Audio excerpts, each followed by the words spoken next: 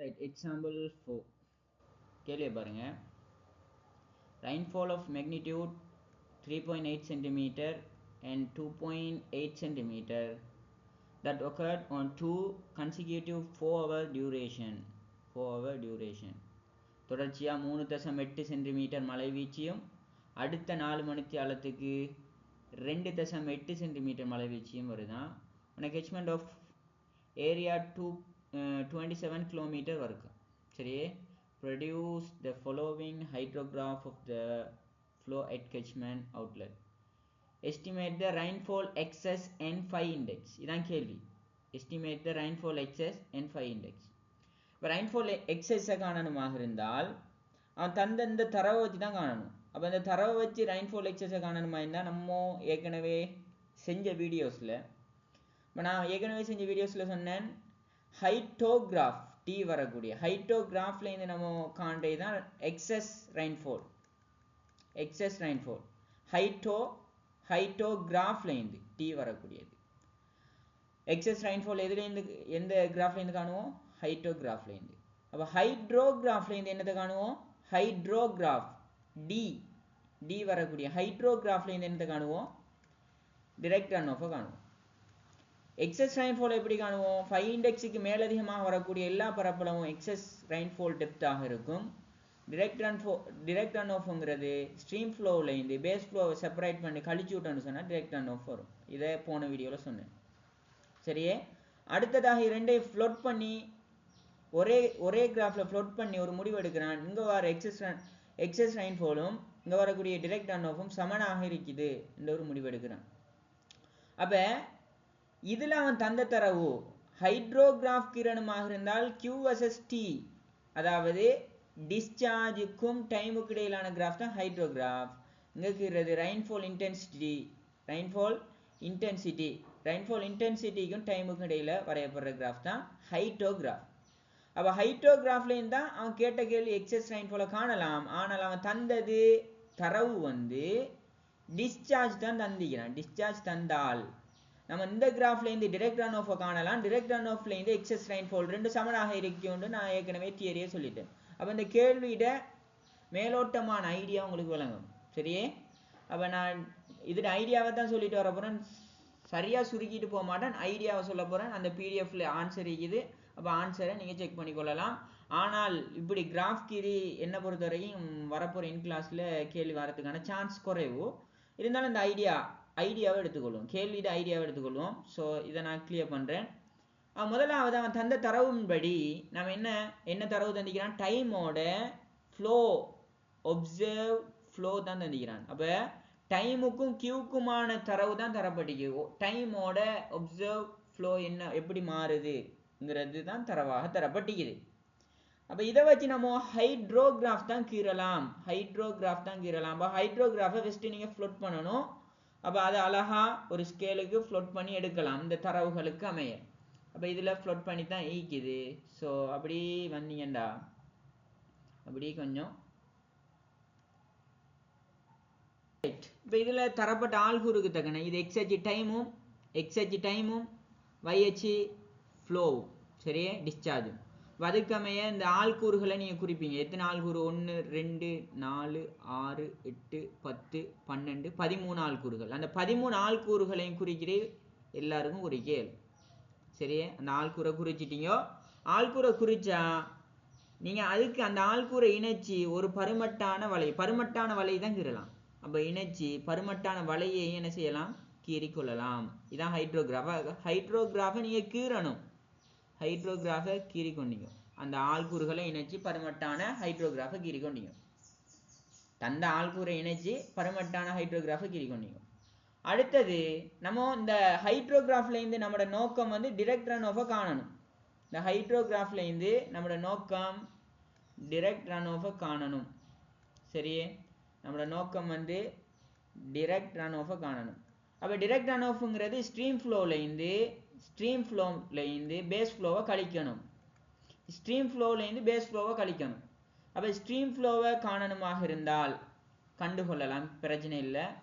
அதே போல் பேஸ் ஃப்ளோவை காணணுமாக இருந்தால் பேஸ் ஃப்ளோவையும் கண்டுகொள்ளலாம். எப்படி கண்டுகொள்ளலாம்னு சொன்னால் முதலாவது ஒரு ஹைட்ரோகிராஃபை கீறிட்டோம்னு சொன்னா அது ரெண்டா நம்ம பிரிக்கணும். எப்படி பிரிக்க போறோம்? பேஸ் ஃப்ளோவை செப்பரேட் பண்ணணும். எந்த துண்டு பேஸ் ஃப்ளோக்குரியது, எந்த துண்டு டிரெக்ட் ரன் ஆஃபுக்குரியதுன்னு செப்பரேட் பண்ணணும். செப்பரேட் பண்ணாதான் அடுத்த கட்டமா ஸ்ட்ரீம் ஃப்ளோலேருந்து பேஸ் ஃப்ளோவை நம்ம என்ன செய்யலாம், கழிச்சு டிரெக்ட் ரன் ஆஃபை காணலாம். இந்த டிரெக்ட் ரன் ஆஃப் தான் எக்ஸஸ் ரெயின்ஃபாலாக இருக்கும்.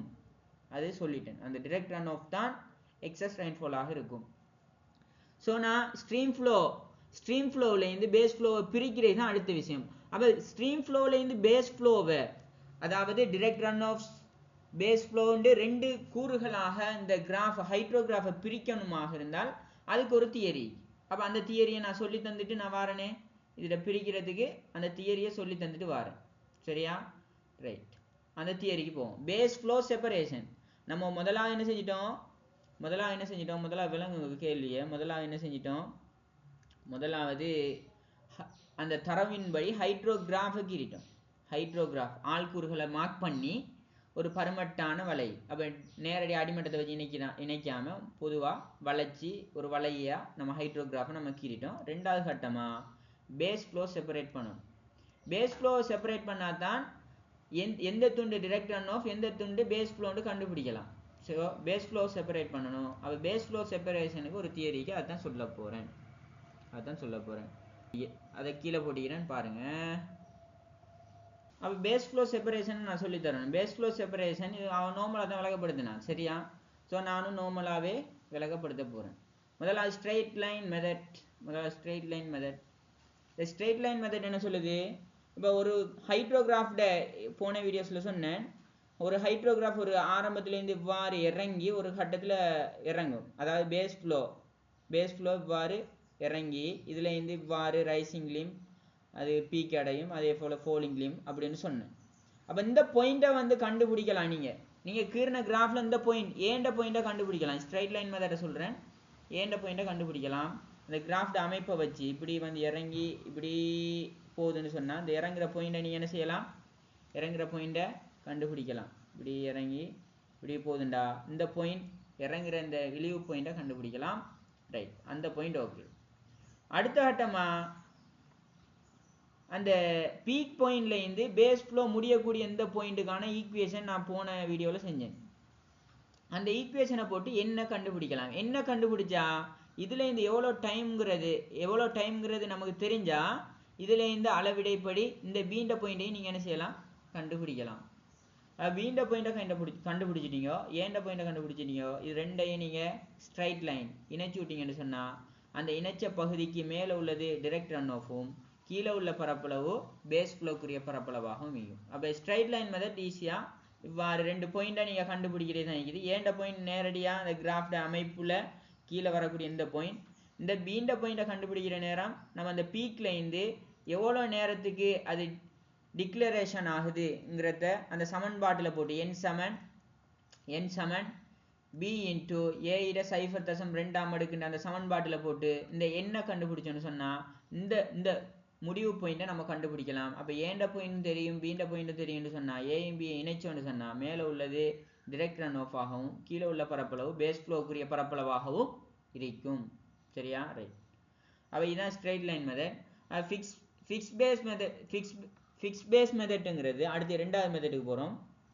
பேஸ் ஃப்ளோ செப்பரேஷனில் ரெண்டாவது மெத்தடுக்கு போகிறோம். ஃபிக்ஸ் பேஸ் மெத்தட்ங்கிறது இந்த ஏண்ட பாயிண்ட் உங்களுக்கு தெரியும், டீண்ட பாயிண்ட் இப்போ உங்களுக்கு தெரியும். இதுவும் ஓகே. இது வந்து ஈஸியாக ஏண்ட பாயிண்ட்டையும் பீண்ட பாயிண்டையும் இணைச்சி விட்டு செப்பரேட் பண்ணி விட்டுறலாம். இந்த ஃபிக்ஸ் பேஸ் மெத்தடில் நம்ம என்ன செய்ய போகிறோம்னு சொன்னால் ஏண்ட பாயிண்ட் தெரியும், அதே போல் இந்த பீண்ட பாயிண்ட், இது டி இல்லை பீண்ட பாயிண்ட்டும் தெரியும். இந்த என் டேஸை கண்டுபிடிச்சோன்னு சொன்னால் பீண்ட பாயிண்ட்டையும் கண்டுபிடிச்சிருவோம். அப்போ இந்த ஏண்ட பாயிண்ட்டையும் பீண்ட பாயிண்ட்டையும் நேரடியாக இணைக்காமல் இந்த பீக்லேருந்து நம்ம என்ன வேர்ட்டிக்கலாக ஒரு லைன் ஒன்று வரைகிறோம். இந்த லைனோட நம்ம என்ன செய்ய போகிறோம்? இந்த ஏண்ட பாயிண்ட்டுக்கு தொடலி மாறி, அதாவது இந்த கேவ் இப்படி வருதுன்னு சொன்னால் அதை கொஞ்சம் நீட்டி விடுறது, எக்ஸ்டெண்ட் த பிஎஃப் ரிசன் கேவ் சொல்லி. ஸோ இந்த பாயிண்ட்டை நீட்டி விட்டால் அந்த சீண்ட பாயிண்ட்டை கண்டுபிடிக்கலாம். ஏண்ட பாயிண்ட்லேருந்து நீட்டி விட்டால் சீண்ட பாயிண்ட்டை கண்டுபிடிக்கலாம். அப்போ சீண்ட பாயிண்ட் உங்களுக்கு தெரியும், பீண்ட பாயிண்ட்டும் தெரியும்டா. இது ரெண்டையும் இணைச்சி விட்டீங்கன்னு சொன்னால் இது மேலே உள்ளது டிரெக்ட் ரன் ஆஃப் ஆகவும் கீழே உள்ள இந்த பரப்பளவு வந்து பேஸ் ஃப்ளோக்குரிய பரப்பளவாகவும் இருக்கும். சரியா? அப்போ இது ஃபிக்ஸ் பேஸ் மெத்தட். அப்போ இந்த பீக்லேருந்து ஸ்ட்ரெயிட் லைன் கீறி இப்போ இதுலேருந்து தொடலி வரைகிற மாதிரி இந்த பாயிண்ட்டுக்கு தொடலி வரைகிற மாதிரின்னு சொல்லலாம். அல்லது இந்த பாயிண்ட்டை ஒரு பருமட்டாக நீட்டி விடலாம். இந்த கேவோட அமைப்பை பொறுத்து பருமட்டாக நீட்டி விடலாம். நீட்டி இந்த சீண்ட பாயிண்ட்டை கண்டுபிடிக்கலாம். அப்போ இந்த சீண்ட பாயிண்ட் தெரியுண்டா இதுலேருந்து இதை நீட்டி இந்த பீண்ட பாயிண்ட் ஆல்ரெடி எப்படி கண்டுபிடிக்கிறேன்னு சொல்லிட்டேன். நீட்டி இங்கே பேஸ் ஃப்ளோ கீழேயும் டிரெக்ட் ரன் ஆஃப் மேலேயும் நம்ம என்ன செய்யலாம், செப்பரேட் பண்ணிக்கொள்ளலாம். இது ரெண்டாவது மெத்தட். மூணாவது மெத்தட்டை பார்த்தீங்கன்னு சொன்னால் மூணாவது மெத்தட் என்ன சொல்லுது? ரைட், மூணாவது மெத்தட் என்ன சொல்லுதுன்னா வேரியபிள் ஸ்லோப் மெத்தட். அப்போ அதே விஷயம்தான் இங்கே ஏண்ட பாயிண்ட் உங்களுக்கு தெரியும், பீண்ட பாயிண்ட்டும் தெரியும். ஏண்ட பாயிண்ட்டும் தெரியும், பீண்ட பாயிண்ட்டும் தெரியும். இப்போ என்ன செய்ய போறோம்னு சொன்னால் பீக்லேருந்து அதே ஒரு டொட் லைனில் ஒரு லைன் வருது. அதே போல் செகண்ட் இன்ஃப்ளெக்ஷன் பாயிண்ட் ஒன்று எடுக்கிறோம். செகண்ட் இன்ஃப்ளெக்ஷன் பாயிண்ட்னு சொன்னால் நம்மளோட டேட்டாக்கு தானே, டேட்டாவில் பீக்குக்கு அடுத்த பாயிண்ட் டேட்டா தான் அது செகண்ட் இன்ஃப்ளெக்ஷன் பாயிண்ட். அப்போ நான் இப்போ கேள்வி செய்கிற நேரம் விளங்கும். பீக்குக்கு அடுத்த பாயிண்ட் தான் செகண்ட் இன்ஃப்ளெக்ஷன் பாயிண்ட். அப்போ அந்த செகண்ட் இன்ஃப்ளெக்ஷன் பாயிண்ட்ல இந்த நம்ம என்ன செய்கிறோம் இது வந்து ஒரு அப்ரோச் தான். சரியா? இப்படி தான் செய்யணும்னு இல்லை, ஒரு மட்டுமட்டான இந்த செப்பரேஷன் வந்து மட்டுமட்டான செப்பரேஷனாக தான். இங்கே பாருங்கள், ஸ்ட்ரைட் லைனை காட்டிலும் இது கொஞ்சம் டிஃப்ரெண்ட்டாக செப்பரேட் பண்ணப்படுகிறது. ஃபிக்ஷன் மெத்தட்டை காட்டிலும் இது டிஃப்ரெண்ட்டாக. அப்போ மூணு வித்தியாசமான முறையில் செப்பரேட் பண்ணப்படுகிறது. ஒரு மட்டுமட்டான ஒரு ஆன்சர், மூணுலையும் மட்டுமட்டான ஆன்சர் தான் வரப்போகுது. சரியா? இப்போ இது வந்து கொஞ்சம் அக்யூரேட் கூடினதாக இருக்கும் இந்த வேரியபிள் ஸ்லோப் மெத்தட். இந்த வேரியபிள் ஸ்லோப் மெத்தடில் ஏண்ட பாயிண்ட் தெரியும், பீண்ட பாயிண்ட்டும் தெரியும். இந்த பீண்ட பாயிண்ட் எப்படி கண்டுபிடிப்போம்? திரும்ப சொல்கிறோம். என்ன என் தெரிஞ்சால் பீண்ட பாயிண்ட்டை கண்டுபிடிக்கலாம். பீண்ட பாயிண்ட் தெரியும். பீக்லேருந்து ஒரு vertical dot line, second inflection பாயிண்ட்டுங்கிறது பீக்குக்கு அடுத்த தரவு டேட்டா செட். அப்போ அதுலேருந்து ஒரு வேர்டிக்கல் டொட் லைன். இப்போ ரெண்டு வேர்டிக்கல் டொட் லைன் நிற்கிது. இப்போ இந்த ஏண்ட பாயிண்ட்லேருந்து இங்கே சொன்ன மாதிரி ரெண்டாவது மெத்தடில் சொன்ன மாதிரி கொஞ்சம் நீட்டி விட்றோம். அதாவது இந்த இதுக்கு தொடலி வரைகிற மாதிரி அல்லது கொஞ்சம் இந்த கேவோட அமைப்புக்கு ஏற்ற மாதிரி கொஞ்சம் நீட்டி விட்றோம். அப்போ இந்த சீண்ட பாயிண்ட் இப்போ தெரியும். இப்போ சீண்ட பாயிண்ட்டும் உங்களுக்கு தெரியும். அதே போல் பீண்ட பாயிண்ட்லேருந்து பீக்கு தொடலி வரைகிற மாதிரி அல்லது பீண்ட பாயிண்ட்டை கொஞ்சம் அந்த கேவோட அமைப்புக்கு ஏற்ற மாதிரி கொஞ்சம் நீட்டி விட்றோம். அது வந்து செகண்ட் இன்ஃப்ளெக்ஷன் லைனில் எங்கே சந்திக்குதோ அது இ. அப்போ இந்த ஏசிஇ பீண்டு நம்ம என்ன செய்கிறோம், செப்பரேட் பண்ணிக்கொள்கிறோம். அப்போ இங்கே உள்ள இந்த இது வந்து பேஸ் ஃப்ளோவாக இருக்க போது மேலே உள்ளது டிரெக்ட் ரன் ஆஃப் ஆக இருக்க போகுது. இப்படி மூணு வகையில் செப்பரேட் பண்ணிக்கொள்ளலாம். அப்போ இந்த செப்பரேஷன் வந்து சும்மா இந்த பாயிண்டை இழுக்கிற நேரம், இந்த பாயிண்டை நீட்டுற நேரம் இங்கே ஆகிக்கலாம். அதே போல் இங்கே ஆகிக்கலாம் பாயிண்டை நீட்டுற நேரம். அதே போல் இங்கே தொடலியாக நீட்டலாம் அல்லது அந்த வளைவுக்கு ஏற்ற மாதிரி வளைவாக எடுத்து நீட்டிக்கொள்ளலாம். இது பரிமட்டாக தான் வரையலாம். இது தவிர மேலதிக அறிவுகள் மேலதிகமாக நம்ம கேள்வியில் ரொம்ப ஓவராக செய்ய போகிறது கிடையாது. சரியா? பரிமட்டாக தான் நீட்டிக்கொள்ளலாம். சரியா? ரைட். இல்லாட்டி தொடலி வரைஞ்சாலும் ஓகே. இப்போ நம்ம கேள்விக்கு போவோம். உங்களுக்கு செப்பரேஷன் விளங்கிட்டு பேஸ் ஃப்ளோவையும் டிரெக்ட் ரன் ஆஃபையும் எவ்வாறு செப்பரேட் பண்ணிக்கொள்றதுன்னு விளங்கிட்டு இப்போ கேள்விக்கு போவோம். ரைட், கேள்வி மேலே இருக்குது.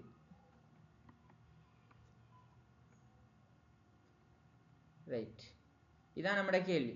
அப்போ நம்ம அந்த கிராஃபை கீறிட்டோம். அடுத்த கட்டமாக என்ன செய்ய போகிறோம்? கிராஃபை கீறி வேரியபிள் ஸ்லோப் மெத்தட்னா நான் என்ன சொன்னேன், இந்த பாயிண்ட் உங்களுக்கு தெரியுமாடா, இந்த பாயிண்ட் ஏண்ட பாயிண்ட் உங்களுக்கு தெரியும், பீண்ட பாயிண்ட் உங்களுக்கு தெரியும். சரியா? பீண்ட பாயிண்ட் எப்படி கண்டுபிடிப்பீங்க? இந்த ஈக்குவேஷனில் போட்டு, இதை எக்ஸாம்பிள் ஒன்றா செஞ்சேன். இந்த ஈக்குவேஷனில் போட்டு இந்த டியூரேஷன் 4ல் வரும். ஆனால் இங்கே மணித்தியாலத்தில் இருக்குதுன்னு சொன்னால் அங்கே மணித்தியாலத்துக்கு நம்ம என்ன செய்யலாம், மாற்றிக்கொள்ளலாம். இப்போ டியூரேஷன் 4ல் வந்துச்சுண்டா மணித்தியாலத்துக்கு எவ்வாறு மாற்றிக்கொள்வது? இங்கே பாருங்கள், இந்த இதில் போட்டு சுருக்கிற நேரம் 1.64 வருது. அப்போ 1.64னா 24ஆல் பெருக்கிற நேரம் 38.5 மணித்தியாலண்டு வருது. அப்போ இந்த பாயிண்ட்லேருந்து 38.5 மணித்தியாலத்தில் வார மாதிரி இந்த பீண்ட பாயிண்ட்டை நான் கண்டுபிடிப்பேன். ஏண்ட பாயிண்ட்டை கிராஃப்ட வளைவை பொறுத்து இங்கே கீழே இறங்கக்கூடிய இந்த ஐ இதான் ஆக இழிவு புள்ளி தான் ஏ. இப்போ ஏண்ட புள்ளியும் தெரியும் உங்களுக்கு. சரியா? ஏண்ட புள்ளியும் தெரியும், பீண்ட புள்ளியும் தெரியும்டா. அப்போ நம்ம பீக்ல இருந்து வேரியபிள் ஸ்லோப் மெத்தட் என்ன சொல்லுது, பீக்ல இருந்து வெர்டிக்கல் லைன், அடுத்து செகண்ட் இன்ஃப்ளெக்ஷன் பாயிண்ட் என்று ஒன்று சொன்னேன். செகண்ட் இன்ஃப்ளெக்ஷன் பாயிண்ட் என்று சொன்னால் பீக் பாயிண்ட்டுக்கு அடுத்த டேட்டா இதுதான். அப்போ அதுலேருந்து நம்ம என்ன செய்கிறோம், ஒரு வெர்டிக்கல் லைன். அப்போ இதுலேருந்து நீங்கள் தொடலி வரையலாம், உங்களோட விருப்பம் தொடலி வரையலாம். அதே போல் இதுலேருந்து நீங்கள் இந்த பாயிண்ட்டுக்கு தொடலி வரையலாம், வரைஞ்சங்கன சந்திக்குது. இது வந்து தொடலி வரையலாம் அல்லது அந்த வளைவுக்கு ஏற்ற மாதிரி வளைச்சு எடுக்கலாம். சரியா, வளைவுக்கு ஏற்ற மாதிரி வளைச்சு எடுக்கலாம். அங்கே வளைச்சி எடுக்கப்பட்டிக்குது, தொடலி வரைஞ்சு எடுக்கலாம். அப்போ இந்த பாயிண்ட்டையும் கண்டுபிடிச்சிட்டோம், இந்த பாயிண்ட்டும் தெரியும், இதுலேருந்து வரையப்பட்ட தொடலி. ஸோ இதை நம்ம இவ்வாறு இணைச்சி எடுத்தோம்னு சொன்னால் இங்கே பேஸ் ஃப்ளோங்கிறது கீழே உள்ள இந்த துண்டுகள், கீழே டேட்டாங்களை போகுது. ஏண்ட பாயிண்ட்டும் பீண்ட பாயிண்ட்டும் மட்டும்தான் இல்லை. சரி, அதில் கவனமாகிக்கணும். டேட்டாங்களை போகலாம், ஏண்ட பாயிண்ட் இந்த ஆகிக்குது, பீண்ட பாயிண்ட் இந்த ஆகிக்குது. அப்போ அதுக்கு கீழே உள்ள இந்த பரப்பளவு தான் என்ன, இந்த பரப்பளவு பேஸ் ஃப்ளோவாக இருக்கும். அதுக்கு மேலே உள்ள இந்த பரப்பளவு டிரெக்ட் ரன் ஆஃப் ஆக இருக்கும். மேலே உள்ள இந்த பரப்பளவு டிரெக்ட் ரன் ஆஃப் ஆக இருக்கும். இப்போ நீங்கள் என்ன செய்ய போறீங்க, ஸ்ட்ரீம் ஃப்ளோவில் இருந்து டிரெக்ட் ரன் ஆஃபை எடுக்க போறீங்க. அப்போ இதுக்கு என்ன செய்ய போறீங்க, ஸ்ட்ரீம் ஃப்ளோக்கு மொத்த பரப்பளவுலேருந்து ஸ்ட்ரீம் ஃப்ளோலேருந்து பேஸ் ஃப்ளோவை கழிச்சா டிரெக்ட் ரன் ஆஃப் வரும். டிரெக்ட் ரன் ஆஃப் சமன் stream flow minus base flow. அப்போ ஸ்ட்ரீம் ஃப்ளோ வந்து மொத்த பரப்பளவை நீங்கள் ஒவ்வொரு சரிவகமாக என்ன செய்யலாம், உடைச்சு கொள்ளலாம். மொத்த பரப்பளவை இந்த கேவோட இந்த வலையிட மொத்த பரப்பளவு, இதை நீங்கள் ஒரு சரிவகம் சின்ன சரிவகமாக உடைச்சி பரப்பளவை காணலாம். இப்போ நான் இதை கொஞ்சம் கிளியர் பண்ணி போட்டு சொல்கிறேன்.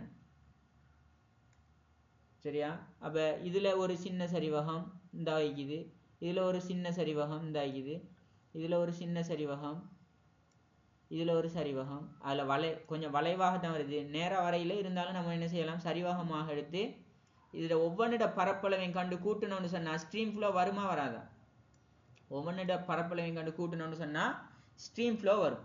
அப்போ இது மொத்த சரிவகத்திட பரப்பளவு. இங்கே ஒரு சின்ன சரிவகைக்கு மறந்துடக்கூடாது, இங்கே ஒரு சின்ன சரிவகம், ஏன்னா இங்கே தான் இழிவு பாயிண்ட் வருது, இழிவு பாயிண்ட் அச்சோட வரையில். அப்போ அந்த வலையிட அமைப்பை பொறுத்து தான் எங்கே இழிவு பாயிண்ட் வருதுங்கிறத கண்டுபிடிப்போம். அப்போ நம்ம என்ன செய்யலாம், மொத்த பரப்பளவு எடுத்து ஸ்ட்ரீம் ஃப்ளோவை கண்டுபிடிக்கலாம். ஒவ்வொரு சரிவகமாக பரப்பளவை கண்டுக்கிட்டு போனால் சரி.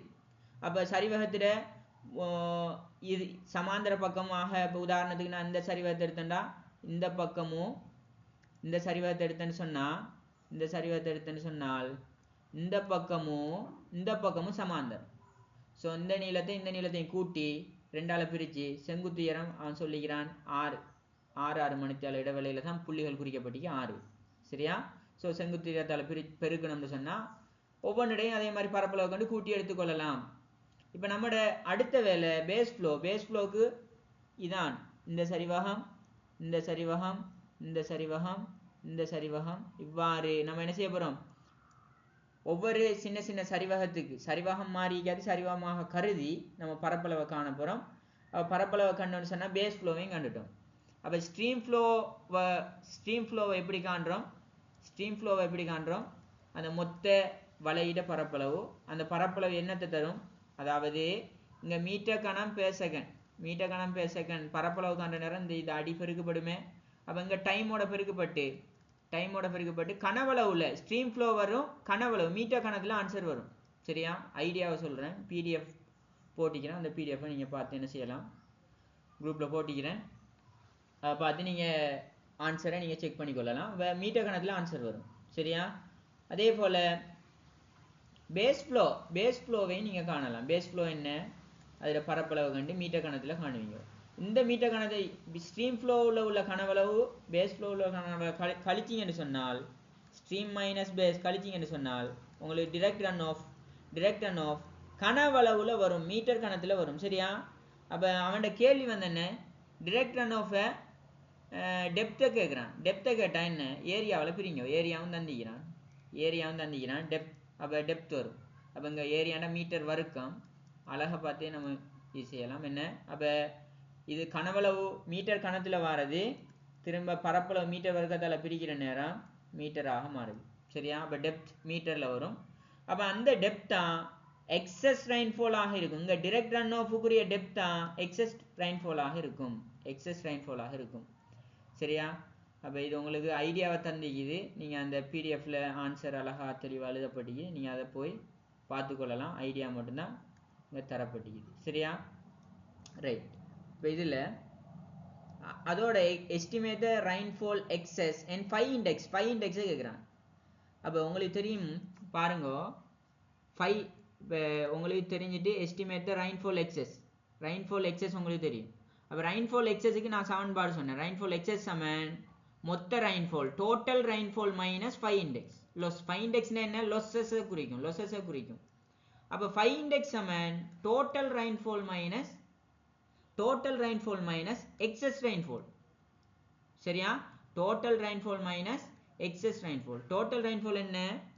இங்கே 3.8 சென்டிமீட்டர் 2.8 சென்டிமீட்டர். அப்போ 3.8 டோட்டல் ரெயின்ஃபால் என்ன வரும்? 3.8 சக 2.8 டோட்டல் ரெயின்ஃபால் மைனஸ் எக்ஸஸ் ரெயின்ஃபாலுங்கிறது அவன் நான் ஏற்கனவே கண்டுட்டேன். இங்கே டெப்த் ஒன்று வருமே, அதான் எக்ஸஸ் ரெயின்ஃபால். இப்போ நான் கண்டது உதாரணத்துக்கு எக்ஸ்னு வந்தால் இதை கழிக்கிற நேரம் 5 வரும், சென்டிமீட்டரில் வரும். ஆனால் 5 அலகு வந்து சென்டிமீட்டர் பெர் மணித்தியாலம். ஸோ சென்டிமீட்டரில் வரும்டா. இந்த செயற்பாடு எத்தனை மணித்தியாலத்துக்கு நடந்துச்சு? 8 மணித்தியாலத்துக்கு நடந்துச்சு. ஸோ 5 இண்டெக்ஸுக்கு சரியான ஆன்சர் எடுக்கணுமா இருந்தால் இது அவ்வளோத்தையும் டோட்டல் ரெயின்ஃபால் 3.8 சக 2.8லேருந்து எக்ஸஸ் ரெயின்ஃபால் அது எப்படி காண்றேன்னு சொன்னேன். அதை கழிச்சு இது எவ்வளோ மணித்தியாலத்துக்கு நடக்குது இந்த செயற்பாடு? 4 ஹவர். இது 4 ஹவர், இது 4 ஹவர். So 8 hour. அப்போ ஒரு ஹவருக்குரிய செயற்பாடு தான் 5 இண்டெக்ஸாக இருக்கும். ஸோ 8 ஹவரால் பிரிக்கிற நேரம் நீங்கள் 5 இண்டெக்ஸாக கண்டுபிடிக்கலாம். ஏதோ இதில் எழுத்து கொஞ்சம் அங்காளங்கால மாறி அசிங்கமாக இருக்குது. பார்த்து உங்களுக்கு விளங்கிக் கொள்ளலான்னு நம்புகிறேன். டியூட்டையும் பாருங்கள்.